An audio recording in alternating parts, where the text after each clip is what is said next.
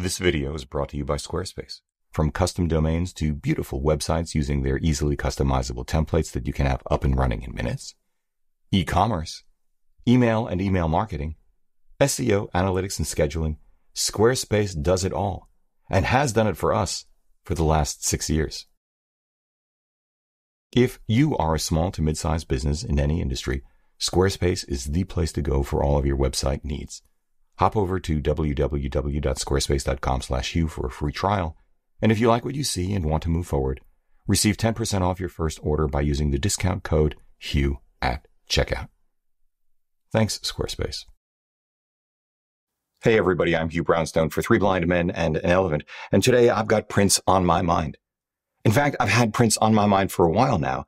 So before we get started, really, I'm delighted to announce, courtesy of our friendly neighborhood department of Crass Commercialism, that in response to the many queries we've fielded over the past couple of years, we are now offering signed and numbered limited edition fine art prints for sale. Which is to say, if you would like to see New York the way Claudia and I see New York, more importantly, if you want to feel New York the way we feel New York, every day in your home or office, hanging on your wall, please hop over to www.3bmep.com/NYCprints to learn more. But this video isn't about our prints. It's about yours. That is why you should consider making prints of your own work, how you might go about doing it, and how to enter our first ever photographic print competition, courtesy of our friends at Printique in Brooklyn, New York. Now, I'm going to try to keep this video brief. Yeah, right. We'll see how that goes. Because my ambition is modest. Really, I just want to get you thinking about making prints of your own images, maybe get you across the goal line of making at least one print before the month is out. If I'm successful, you'll begin a new journey, maybe restart a much older one, and the rest will be up to you. Let's begin with the obvious question. Why print when we can simply view brilliant backlit images via our phone, tablet, computer, or say 55-inch OLED 4K TV? No fuss, no muss, no futz, at virtually zero marginal cost because we already have all of that equipment, and the incremental cost of electricity to power those machines is just pennies. Well, in a nutshell, here's why. Printing your own work can be a gift to yourself and to others. First, printing your own images will absolutely help you improve your craft and your eye. It will train you to understand how differences in your viewing media will lead to differences not only in your editing, but in how you see a scene at the point of capture and what matters to different audiences. This is because what works for Instagram, say, will often look terrible in print, and frankly, vice versa. And in this, there is much to learn. A printed image is usually large enough, for example, let's assume we're talking no smaller than 8 by 10, and will naturally be viewed at an appropriate distance sufficient to appreciate the gestalt of the image on the one hand, which is the most important thing after all, yet also allow you to see, if you look closely enough, how artifacts introduced by getting too heavy-handed with, say, clarity, dehaze, texture, or sharpening that works perfectly well for Instagram can neuter a print or change the emotional timbre of it altogether on the other. How cropping for Instagram can create 2 very different images, each worthy and better for its respective medium. Most importantly, it will bring you back to what really matters, the construction of and constructs behind the image, again, at the moment of capture. Composition, exposure, focus, humor, pathos, empathy, history, morality, one's own values. Second, your curation skills will improve. I've already done a video on how Instagram can be used as a curation tool. I'll put a link in the show notes down below and up above if I remember. But printing takes that curation skill to the next level. That's because you're moving beyond the, is this image good enough to post where other people see it and think kindly about me stage, to, is it really worth the incremental time and money to make a print that I will then see every day if I choose to frame the darn thing and then actually put it up on a wall. As I just said, a whole other level of curation. Why am I so fixated on curation?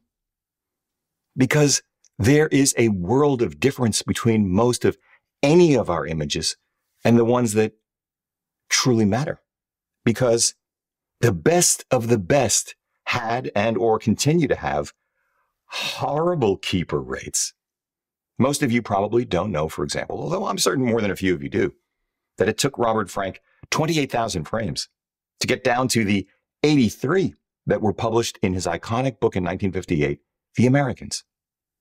Third, printing your own images can be emotionally rewarding. It can be fun. It can be relaxing. Distracting in a good way. We could all use some of that these days. Profoundly satisfying. There can be a zen to it. Although, do hold that thought, because it can also be exasperating. Yes.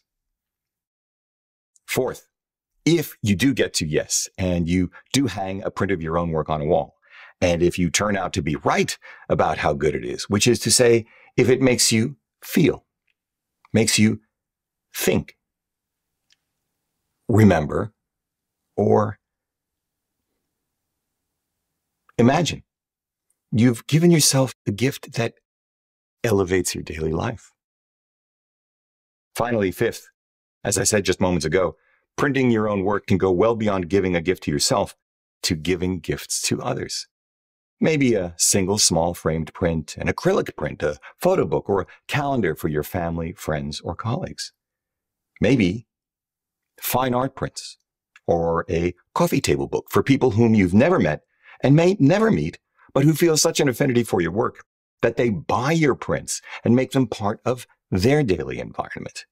In either case, I'll tell you flat out, it's a wonderful feeling.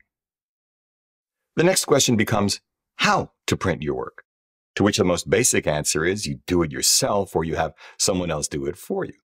For some of us, the primary decision parameter is cost. For others, it will be control. Yet for others, some combination of both or neither. One person's nirvana may be another person's purgatory.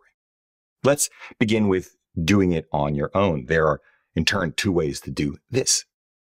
Digitally or alte Schule, old school, chemically. That is, in a darkroom, the silver halide process. Let's explore that.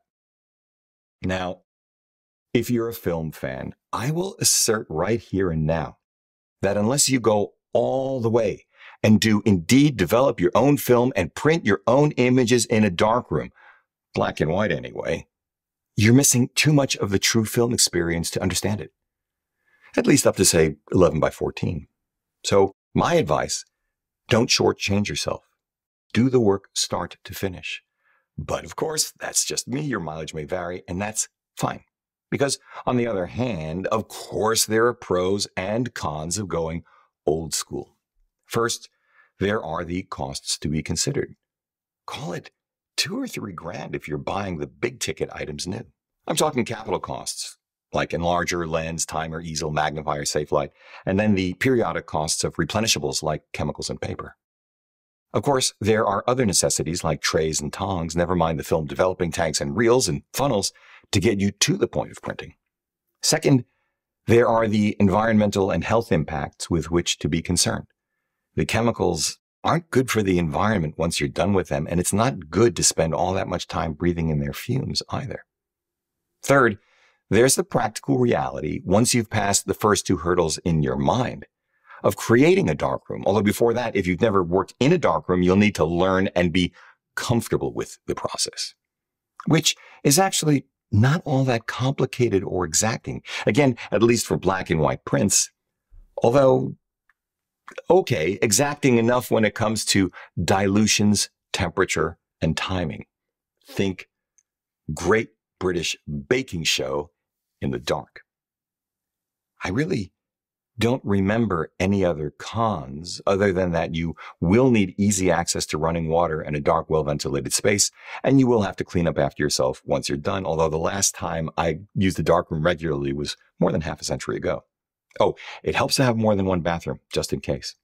The pros, however, are wonderful. First, there it is again, the zen of preparing your chemicals and trays, closing off the rest of the world with nothing but the glow of that red safe light. Again, black and white only. Black and white only. Placing your negative strip in the holder, placing the holder into the enlarger, turning on the enlarger, raising or lowering the head to get approximately the right size, bringing that negative image into tack-sharp focus, turning the enlarger off, setting the timer, taking out a sheet of paper and placing it in the easel, exposing the print. I used to love that, using my Gray Lab timer. Such precision, such a time capsule. Get one of those bad boys today, and it's like hitting 88 miles per hour in a DeLorean and winding up in 1955, which is outstanding. Second, there is the magic of seeing your image slowly appear on the sheet of photographic paper in your tray of developer, taking it from that tray into the stop bath and from there into the tray of fixer, and then hanging the print to dry, then doing it all over again, hours on end, getting the exposure right, maybe dodging a little here, burning a little there, maybe more than a little. Call this third pro a sense of accomplishment, of mastery, which is enormous. But strip away that magic and the psychological rewards, and what's left is a lot of futzing. The second approach to doing it yourself, which makes color printing as well as black and white a doddle, is going digital. You know most of the pros and cons already. The upfront costs are actually not that different from a fully equipped darkroom, although you'll already no doubt at least have a computer. Most of us likely will have to incur the additional cost of a good dedicated photo printer, but the largest expenses over time, if you do it at all on a regular basis, will become the marginal periodic cost of replenishing your stocks of high-quality inks and papers. My $1,300 Epson SureColor P900 was one cost. Well worth it, I think. Easy to use, reliable Wi-Fi connectivity, nice integration with their Epson print layout software, but a recurring cost of $400+ for one set of inks is quite another. Never mind the $200+ for 25 sheets of, say, Hanamoto 17 by 22 photo rack pearl paper. But the quality of prints done this way is spectacular and archival. Although, on the downside, there's also this.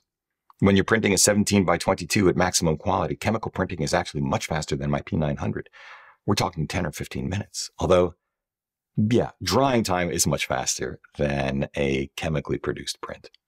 The flip side is that control, repeatability, and corrections made in the transition from image captured to image printed are profoundly easier and faster using a digital workflow. No need to convert a bathroom or build out a darkroom on your own. And dodge and burn, dodge and burn, dodge and burn.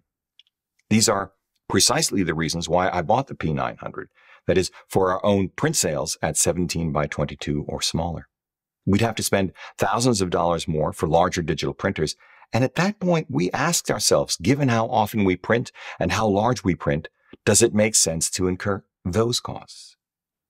For us, the answer was a resounding no.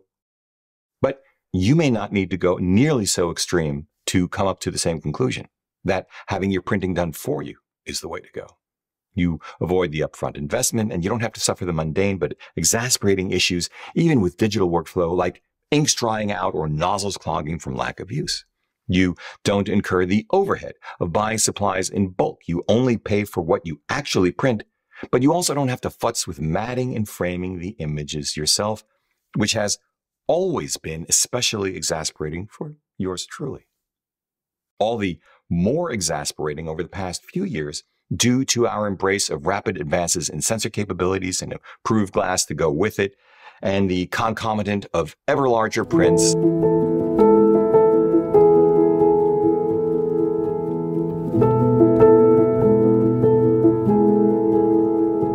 Cropping the crap out of things because we can, and forgetting about aspect ratios. In the film days, I never printed above 16 by 20. Today, our largest digital images are somewhere between 40 and 60 inches on the long side. Every single one of those larger prints has been done for us by outside facilities.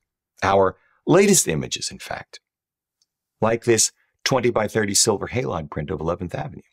This process infuses the image into the paper, and I just love the way the process and the luster finish bring out those wonderfully rich blacks.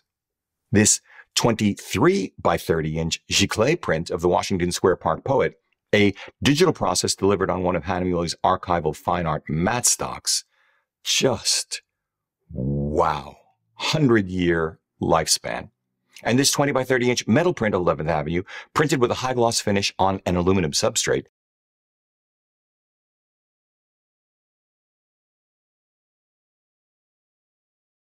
this time created using a dye sublimation process, which uses heat and pressure to infuse the image into the substrate, and then finished with a floating frame, were all done by our friends at Printique in Brooklyn.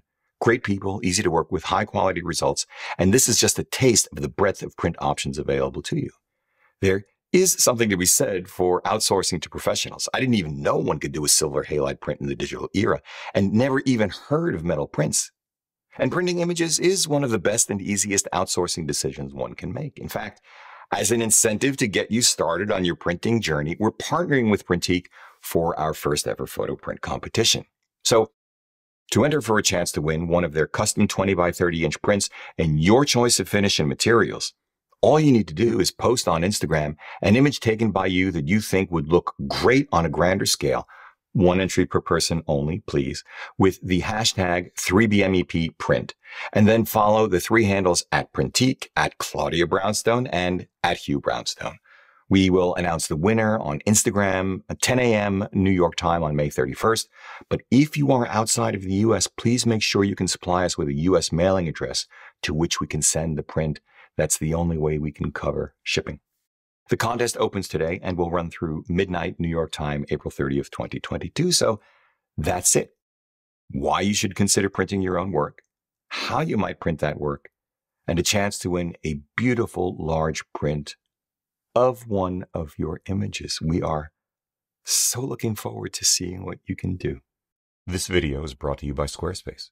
From custom domains to beautiful websites using their easily customizable templates that you can have up and running in minutes, e-commerce, email and email marketing, SEO, analytics, and scheduling, Squarespace does it all and has done it for us for the last 6 years.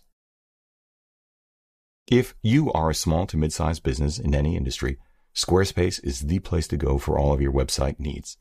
Hop over to www.squarespace.com/Hugh for a free trial.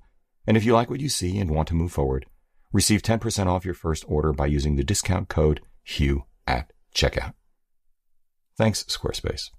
If you like what you've seen here today, please give a thumbs up, subscribe, join the conversation below, because this is an incredible audience. If you'd like a copy of our Streets of New York, the book, head over to www.3bmep.com/books. If you'd like to schedule a one-on-one video session with me for a portfolio review, explore or hone your artistic voice, select gear, and more, sign up at www.3bmep.com/booking. Finally, consider supporting our work by using our no-cost-to-you affiliate links down below, picking up some official Three Blind Men and an Elephant swag at 3bmep.threadless.com, sending coffee money via PayPal, or best of all, join us as a patron over at Patreon. However you choose to support us, as always, we thank you for it.